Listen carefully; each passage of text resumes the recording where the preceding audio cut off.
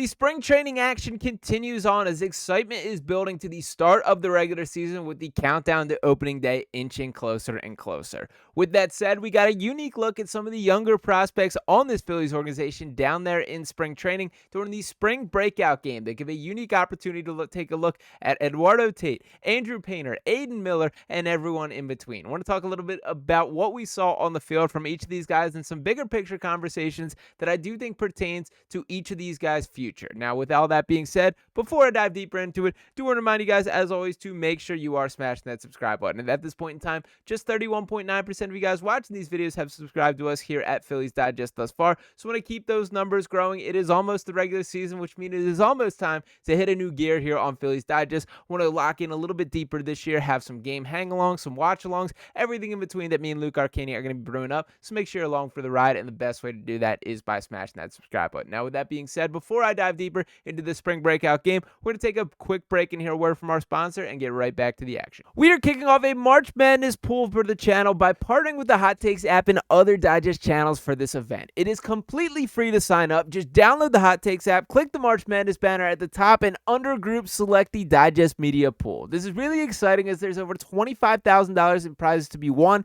and since there's a much smaller pool of people participating, there's a real chance in winning big compared to other bracket challenges out there. Check out the link below or scan the QR code to download the app, and make sure to use promo code DIGEST in all caps to get exclusive perks when signing on. Again, this is completely free, and if you have any issues whatsoever, just use the email down below. We are excited to see you in this March Madness pool. Now let's get into the topic of the video today. So to hold you over for that itch for baseball, we do have that little March Madness competition running. So make sure you hop in on that. You'll be competing directly against me in that same Digest channel. So make sure you get involved in the action. Very excited about March Madness going down here. Now to dive into the topic of the day, I do want to start off by setting the stage for the Phillies spring breakout lineup versus the Pittsburgh Pirates. Of course, it was a doubleheader today. There was the standard team taking reps as well. And we did see, as far as that, to kind of get in front of it before I dive deeper, that in the second half of this doubleheader, there was Kyle Schwarber, Johan Rojas, Max Kepler, Edmundo Sosa, Cody Clemens, Garrett Stubbs, Christian Arroyo, Cal Stevenson, and Rodolfo Castro. So obviously not the team that is the true starting caliber Phillies roster, but a little bit more of the familiar faces. Now, as far as the spring breakout game goes, not a lot of names that you likely will recognize. It was Justin Crawford leading off. Of course, there is Dante Nori, who is a little bit of an intriguing prospect. Aiden Miller, who's one of the prizes or the upcoming stars on this Phillies team we all hope comes together. Gabriel Rincones Jr., who I absolutely love and fired up about. Eduardo Tate at catcher, who I do believe could be viewed as a potential Daichi Realmuto replacement there. Otto Kemp at first base. DH Carson DiMartini, who played well today as well. Devin Saltaban, and Aaron Escobar at third base there, with, of course, Moses Chasse on the mound. But the real story of today, I want to talk about exactly what did go down. So I'm going to start off with this write-up by Corey Seidman, who I do think puts it in a pretty nice way here. And he starts off the Phils win spring breakout. He writes, the Phillies' top prospects beat the Pirates' top prospects 5-3 at Baycare Ballpark. The Phils scored twice in the third inning and took the lead on a lead for good on a solo home run in the seventh by second baseman Carson DiMartini. DiMartini was involved in a scare earlier in the afternoon when he was hit by a pitch on the wrist from left-hander Anthony Solimento. DiMartini stayed in the game and scored in the inning as infielders Devin Saltaban and Aaron Escobar hit back-to-back doubles at the bottom of the order off Solimento, a Bishop Eustace product from Voorhees, New Jersey. The Phillies bats were glad to see Bubba Chandler, a Pirates top prospect, exit the game after pumping consistent 99 miles per hour fastballs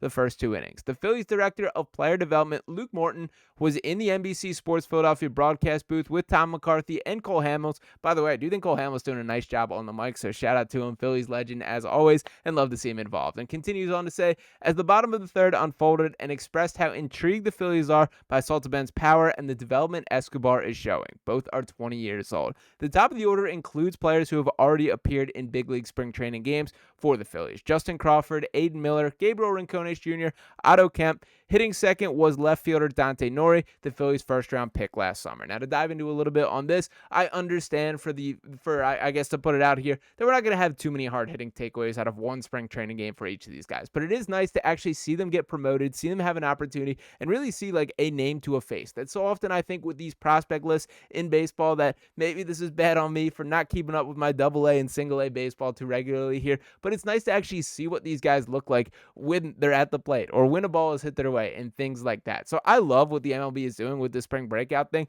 I think in general across all sports leagues that one of the things that is done sort of on the more poor side of things is the promotion of young talent. And this is something that the major leagues should absolutely be leaning into, and it does seem that they are. And by the way, this was top to bottom. We were talking about new managers, new first base coach, new third base coach. It was a whole different regime for this specific game for these young guys to shine, and I think they did just that. So to continue on a little bit on the context of the game, to continue on in Corey's article here, the top of the order included players who have already appeared in big league spring training games for the Phillies. Of course, I read this part here. Justin Crawford, Aiden Miller, Gabriel Rincones Jr., Otto Kemp. Hitting second was left fielder Dante Nori, the Phillies' first-round pick last summer. Crawford showed his speed in that two-run third by legging out a chopper to a drawn-in third baseman. He later tripled. Miller and Nori went hitless. Moises Chase, acquired from Baltimore last summer for Gregory Soto, which was a steal of a trade, by the way, who Soto just is not that guy, unfortunately. Like the dude, rooted for him at the time, but I think that was a correct assessment by Dave Dombrowski there. The article continues, started and struck out 2 in a scoreless first inning. Conditioning and velo have been focal points for him in camp. His fastball was 91 to 92 miles per hour on Friday, compared to the mid to high 90s last season. Gene Cabrera, who like Chase, is on the Phillies 40-man roster, followed with 2 scoreless innings, working around a 2-hit batsman. Now, my biggest takeaway from all of this, to be perfectly honest, is I think the Phillies farm system is in a far better place than I expected it to be. And that, to me, is probably the biggest misconception that I had about Dave Dombrowski when he came to Philadelphia. That my full expectation for him was this was going to be a sell the farm situation, that he was going to star hunt, he was going to bring in these big names, be big game hunting in free agency, and really, that has not proven to be true. If anything, I would argue that my biggest frustration would be the lack of aggression in this front office, that I thought this was going to be a situation where he was the first name linked to every rumor, in every trade conversation, in every big ticket free agent that does pop in the market. That is Dave Dombrowski's lane that he runs in. But that has not proven to be the case. Now, granted, to give him credit, he, of course, did ink Trey Turner, that he was big game hunting at the time, that there are notable moves that Dombrowski has put in and put this organization in a position here. But I feel pretty good about the long-term future of the Phillies organization, and I did not necessarily think I was going to feel this way at this current point. Now, one of the big center points of this entire discussion regarding the future of the Phillies does come down to Andrew Painter here. We've seen a little bit of him throughout spring training here, but also in Corey's article, he writes up, the Phillies' top minor leaguers won the spring breakout game against the Pirates on a day that began with the number one prospect reaching his next checkpoint. Andrew Painter threw his first live batting practice session of the spring on Friday morning, facing Alec Boehm, Brandon Marsh, and Bryson Stott. Quote, small sample size today, but biggest takeaway was how the changeup's pretty good, Painter said. It's something I've been working on. I threw a couple to Marsh, and he said it looked pretty good. Felt like it could land most things for a strike. To this point in camp, Painter had been throwing side sessions or bullpen sessions at less than 100% intensity. He wasn't going all out during Friday's live bullpen either. Quote, still easing into it. First one, he said. 2 years ago, this first one felt really good, and that led into some problems. I'll take it easy here, a few more, just kind of build off every one. 2 years ago, Painter entered camp as the perceived frontrunner in the Phillies' number 5 starter battle. He was being built up to begin the season because even at 19, the front office felt he had a body and a skill set to pitch in the major leagues. An early highlight that spring was Kyle Schwarber homering off Painter during a live bullpen a few days into the full squad workouts and playfully letting him hear about it. Now, it is kind of interesting, the story of Andrew Painter. You obviously never want to hear Tommy John for a player that young or a pitcher that young, especially there,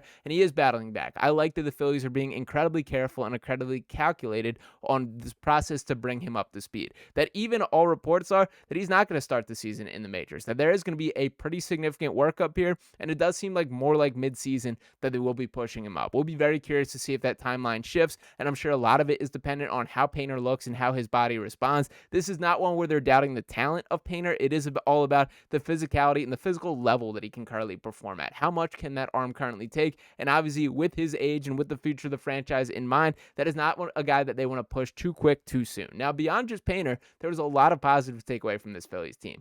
I do think Trey Turner should be looking over his shoulder about the potential of Aiden Miller taking that shortstop spot. I do think JT Realmuto should be a little bit nervous about Eduardo Tate behind the plate back there because he's got a cannon on him. And there's other guys as well. Gabriel Rincones Jr., I see the clear pathway to him being a legitimate power threat at the major league level. These are guys that you should be excited about. Now, I understand this does not change the general outlook of this specific Philly season, but it's something that we should feel great about in the long haul. And I think the organization does deserve their props for collecting this level of talent and letting them just grow together in the way that it should happen there. So honestly, while there were no stakes involved, and of course, as I mentioned, that there was the secondary game that we saw a little bit look, they did win this game in a walk-off on a really I guess it was sort of a line drive / ground ball to right field that just went right under the fielder's glove there. Not going to put too much smut on his name or kind of rag on him too much for the Yankees there, but nice to see the Phillies coming out and getting wins there. And I was fired up for how these young guys perform. So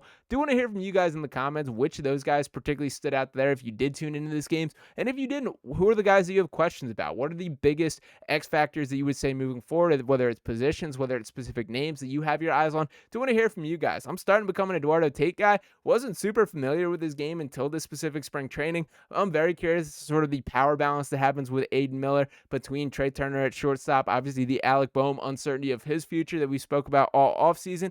I kind of have perceived that Miller would be a guy sort of forced into that third base spot. He looked pretty good at shortstop by my eyes today. So we'll be very curious to see how things shake out from there. But do want to hear from you guys in the comments as always. And one more time, do want to remind you guys to make sure you are hitting that subscribe button. Just 31.9% of you guys tuning in these videos have subscribed to this point. So make sure you're smashing that button. Make sure you're dropping a like, dropping your comments below, and I'll be back talking to you next time right here on Phillies Digest. Peace.